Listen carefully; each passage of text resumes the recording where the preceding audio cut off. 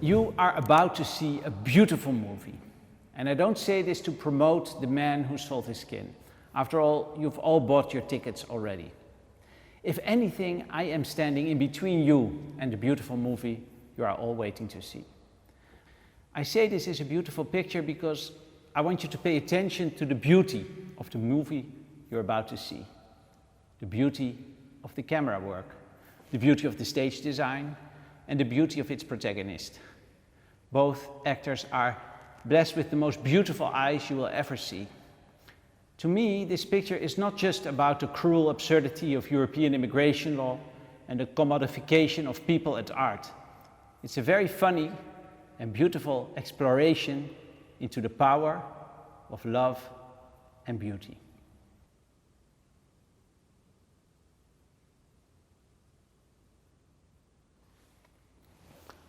Don't get me wrong.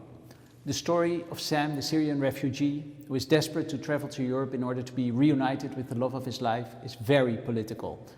When Sam is stranded in Lebanon and decides to let a Belgian artist tattoo him into a living work of art that can be sold and exhibited in order to get him into Europe, it's a clear and precise indictment of the inhumane way Europe claims to protect its borders.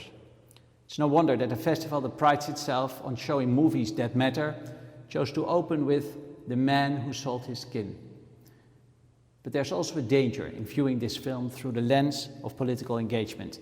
And it's exactly that danger of reducing art and people into props to make a political point that the movie addresses so tenderly. The problem is, I don't want to ruin the movie for you by giving away too much of its plot lines. But what I can do is tell you that the movie reminded me of a novel by Milan Kundera. After seeing The Man Who Sold His Skin, I went back to The Unbearable Lightness of Being and reread The Unbearable Lightness of Being. Milan Kundera tells, among other things, the story of lovers Tomas and Teresa, a Czech couple that escapes to Zurich when Russian troops abruptly end the so-called Prague Spring of 1968. In Zurich, Teresa, who is a photographer, shows the pictures she has made of Czech girls taunting Russian soldiers. The exposition is a big success. But when a few years later the Prague Spring is no longer a big political topic, the interest in her pictures decline. A similar thing happens to Tomas's mistress, Sabina, also a refugee living in Zurich, where she works as a painter. One day, Sabina discovers in an art catalogue a picture of herself with barbed wire drawn over it, exemplifying how she, the artist, had fought against repression. Furious and insulted, she exclaims, "My enemy is not communism, it's kitsch."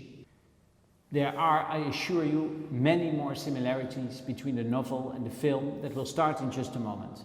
Both the novel and the film raise the uncomfortable question whether a refugee can ever be free in a country where she or he is defined as a refugee.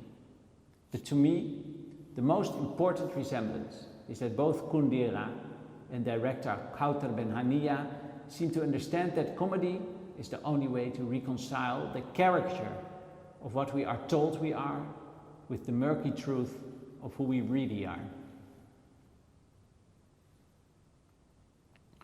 Just as Kundera has always fought to be read as a novelist and not as a refugee, the film you are about to see deserves to be seen as a work of art. Because that's what this movie is really about. Sam refuses to be defined as a refugee, a victim or a work of art. He is a lover, a human being in pursuit of happiness and beauty. You are about to see a movie that matters, not just because of the politics, but because of its message, that no matter what the political circumstances may be, humanity will always struggle to persevere through love, humor, and beauty.